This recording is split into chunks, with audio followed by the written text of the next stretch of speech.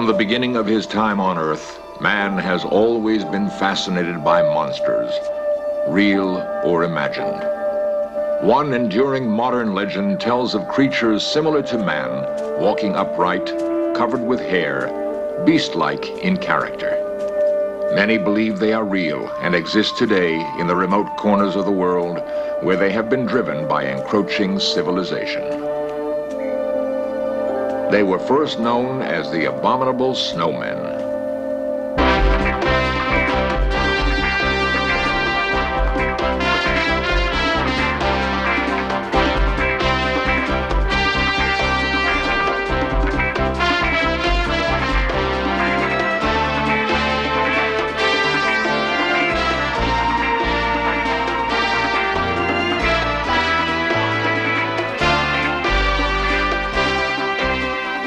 This series presents information based in part on theory and conjecture.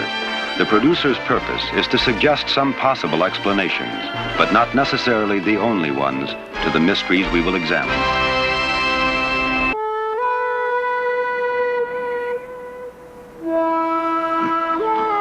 He has spent the last 20 years of his life searching for a creature so elusive that few have ever seen its tracks, and even fewer, the creature itself.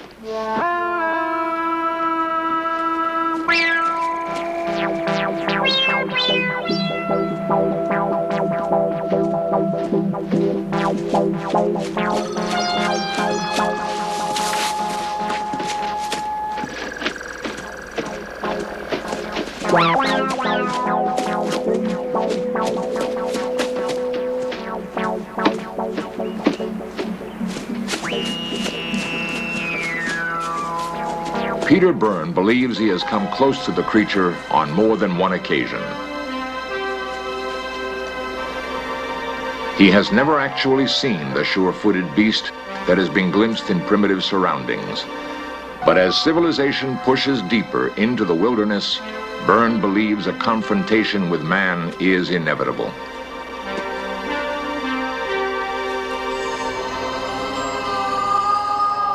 The civilized world first became aware of such creatures when stories began to drift back from travelers in the remote Himalayas. As early as 1857, giant footprints were spotted. In 1906, a man-like creature walking upright on two legs was seen in Sikkim by English explorer H.J. Elwes. But the subject was not taken seriously until a group of British climbers attempted to be the first to reach the top of Mount Everest, the highest mountain in the world. In 1953, Queen Elizabeth's coronation in London was matched by news that Edmund Hillary's expedition, led by Colonel John Hunt, had reached the summit of Mount Everest. Later, headlines stated that the expedition had sighted footprints of some enormous two-footed creature and sent back photographs to prove it. The world was fascinated. The creature was dubbed the Abominable Snowman, and he became a household word. In 1953, Peter Byrne was one of those who heard the stories and was attracted to the subject. He made his first trek into the Himalayas. To be involved in the hunt, he had to abandon one career to begin another. He left the Royal Air Force and worked in Darjeeling, northern India. While I was there, I became interested in big game hunting: tiger, leopard, buffalo. And we hunted in the dense jungles that run along the edge of the Himalayan foothills. Then, in 1968, he stopped. He simply did not want to destroy beautiful animals just to put them on a wall as a trophy. I left hunting and went into conservation, wildlife conservation. I could never kill again. Because of his expertise in tracking animals, he was a natural choice to lead the first scientific search for the Abominable Snowman, an expedition financed by Texas oil millionaire Tom Slick. Slick was killed in a plane crash, but by that time, Byrne had caught the snowman fever and has devoted his life to the search. This is the greatest hunt that anyone could ever go on. A mysterious creature, elusive, shy, nocturnal, living in an enormous area of extremely difficult terrain, and it's a near impossible dream. To see one of these creatures would be like meeting a man stepping out of the primeval world, a prehistoric being. It would be like reaching back into the past. This is what keeps me going. This is the spur.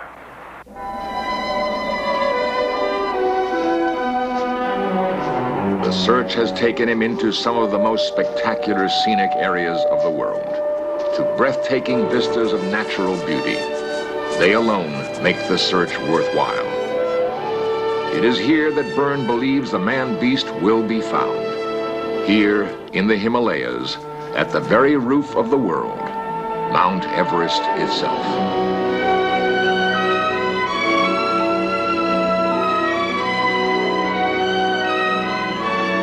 Many believe the abominable snowman originated in Nepal and Tibet, migrated northwest into China, and eventually crossed over the frozen Bering Straits into Alaska, continuing down into the Pacific Northwest.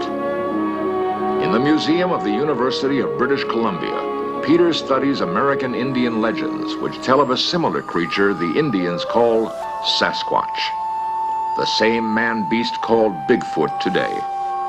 The Indians had no doubt he existed, and as they did with all living things, they treated Sasquatch with respect. Sacred totems symbolize the Indians' deep reverence for nature. They accorded to all living things a divine spirit. Theirs has always been a reverence for life. To them, the Sasquatch was no imagined demon. If we are to convince modern science that the man-beast exists, we must learn how it lives and where it hides. Peter's search next takes him to London, which has always been a center for abominable snowman study because of England's close association with India and the Himalayas. He has come to hear first-hand stories from a group of highly respected scientists and mountain experts, including John Hunt, now Lord Hunt, leader of the 1953 expedition, Dr. Michael Ward, physician to the original climb, and a world-leading mountain climber, Don Whillans. The round robin of their stories is fascinating. First time I remember having seen the tracks of the 80 was before the war. And this, Mike, I think you would agree that at that time nobody was particularly interested commercially in the... This is in the 30s? In the 30s, in 1937, when I was on a very small expedition up the Zimu Glacier underneath the east face of Kanchenjunga.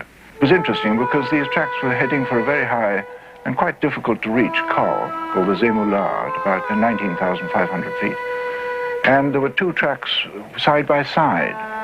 When we got to the top of the col, the extraordinary thing was, it was a knife edge of ice. It was quite reasonable slope on one side, but it was a nice cliff on the other.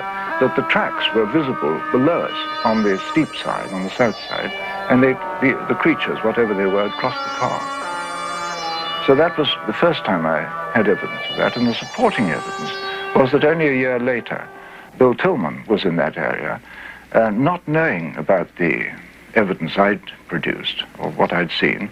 He saw exactly the same thing, except that it was one single pair of tracks going on the same route, in the same direction, and crossing the col. I spent 9 months in the Himalaya from September to through to June in the Everest region at 19,000 feet doing medical research. And during this period we came across two lots of tracks. In the center of the tracks attributable to the Yeti, there were another series of footprints which are very much more obvious with my ice axe beside. My ice axe is approximately 12 to 14 inches long, and you can see the footprints are very clearly etched in the snow. We followed these for about 100 yards down the glacier, but we could see them continuing on into the distance. Lord Hunt will always remember another incident. In 1953, while we were training before we went to the foot of Everest to climb the mountain, and this was a training camp at about 17,000 feet, heard a wailing cry across the glacier half a mile away. In fact, a series of sort of yelping calls, long drawn out. Wondered what on earth they were.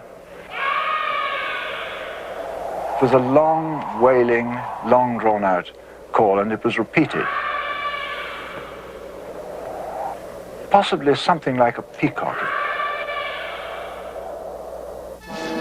From all of his research, both in the Himalayas and the Pacific Northwest, Peter has gained a clear picture of the snowman, a composite of its appearance and habits. Imprints left on the ground give me a view of its stride, its enormous loping gait.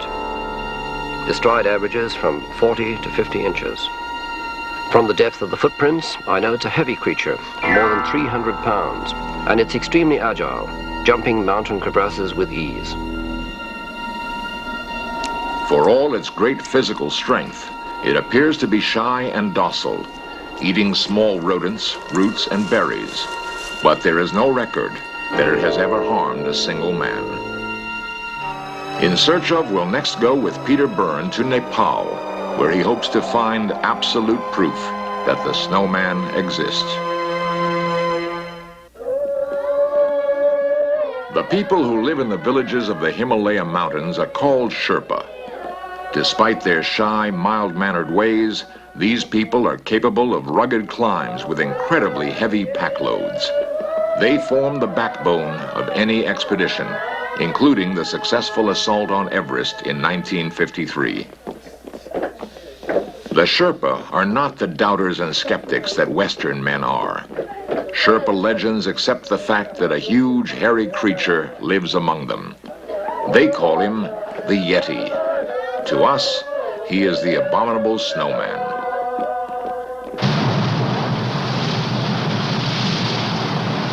The melting snows of the Himalayas turn the rivers of Nepal into raging torrents. Peter Byrne often takes advantage of their swift transportation in his search for the snowman. The quest has drawn me to perilous but exhilarating places, running the great rivers of the Nepal Himalaya, probably the most dangerous rivers in the world. I had been waiting for 2 weeks for a most important message, permission for an interview with the Holy Lama of Bodhnath.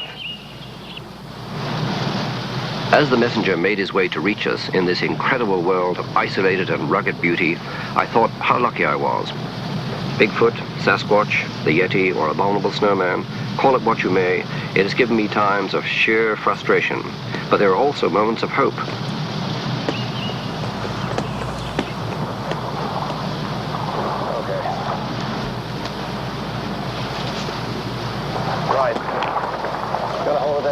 The old Lama, Rinpoche Chini Lama, High Priest of the Buddhist temple at Bodhnath, has granted me an audience.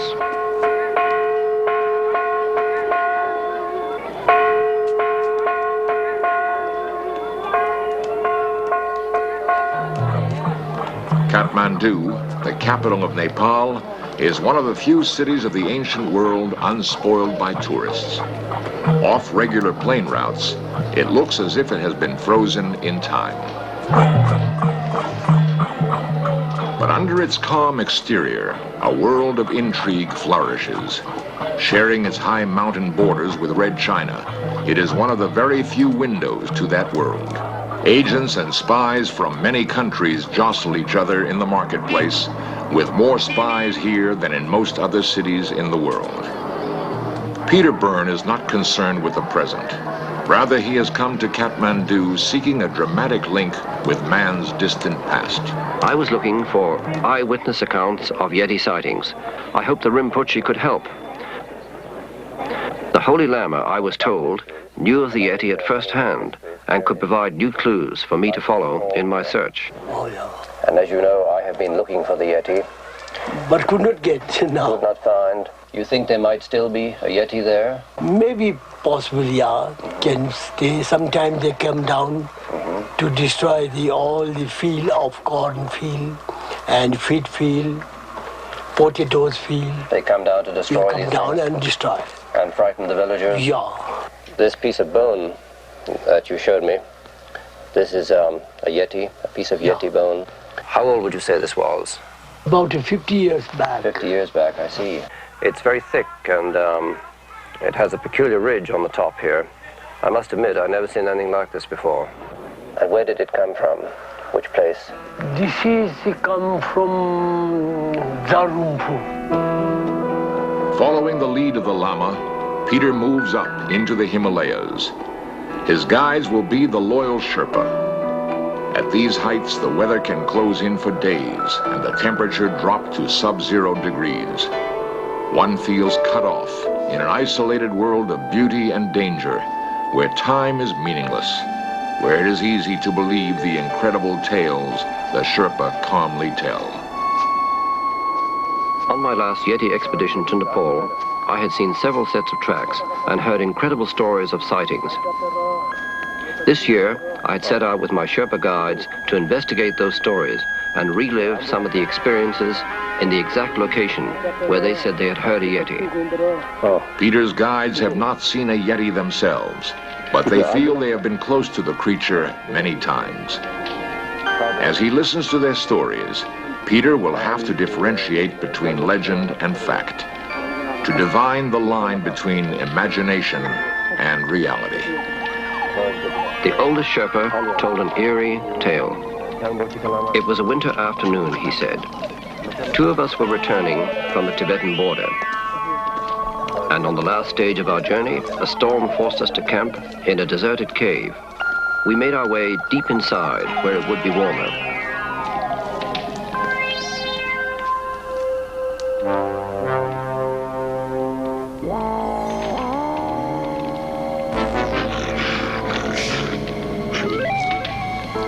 And we heard what we thought was someone calling out and coming in our direction.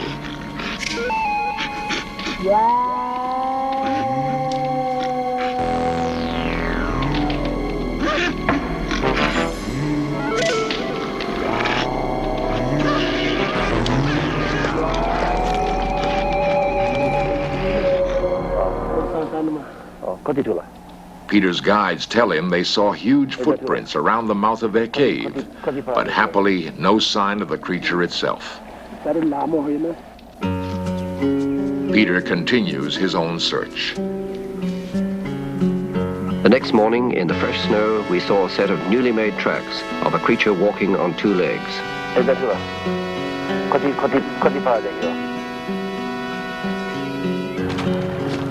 As Peter leaves the Himalayas and his Sherpa companions, he continues to believe more than ever that the Snowman exists. His plane rises from the highest airstrip in the world. Peter looks down on a world so vast and so remote that indeed it does seem possible for a rare species to remain hidden, unseen by man, for centuries. I believe in the man-beast. There's historical evidence. There's the enormous habitat that can feed, support, hide them. And there's the very, very good evidence of the continuing eyewitness reports. The most compelling evidence Peter has ever heard is from mountain climber Don Whillans. Whillans recounts what he saw in the Himalayas in 1968. During the night, I got to thinking about this creature because there seemed to be some kind of an atmosphere. Certainly the Sherpas had gone very quiet. I say there was this feeling around, a sort of feeling of being watched in some way. I had a feeling that whatever it was still around. I felt that quite definitely. You get used to when you climb a lot. You get very used to trying to pick out small dots of people against the mountainside. And very often what you think is people are rocks, and very often, you know, what you think is rocks because they don't move when you want them to, turn out to be people. And I thought, well, I'll note the position of all the dark patches, it could be rocks, and I'll just see if any of them move, no matter how slowly. Anyway, I was just beginning to get a little bit cold, and I thought, oh, well, you've imagined it all. When suddenly I was sure the position of one of these rocks had moved. So I watched for a couple of minutes, and then suddenly I saw this rock definitely move. It started bounding up the slope.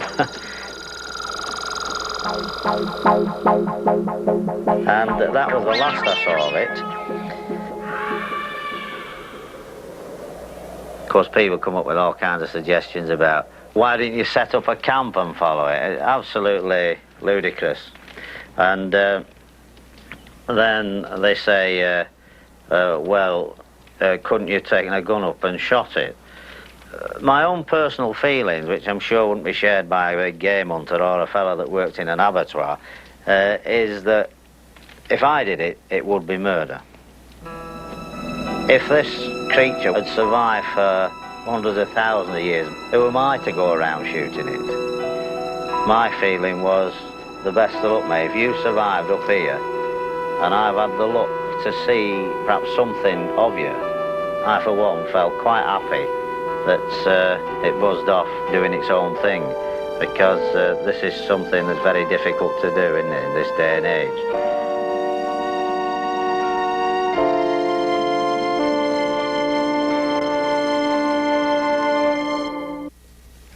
Just before completing this episode of In Search Of, we spoke by telephone with Lord Hunt in London.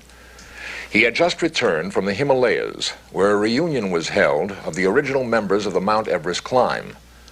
One night, during that reunion, while camped near Mount Everest, each member of the group was awakened by cries outside their hut. This cover of the English Geographical magazine shows us what they discovered in the morning. Clear tracks of some huge two-footed creature were found nearby. Lord Hunt photographed those tracks, and this is one of those photographs. After more than a quarter century, new evidence of the abominable snowman.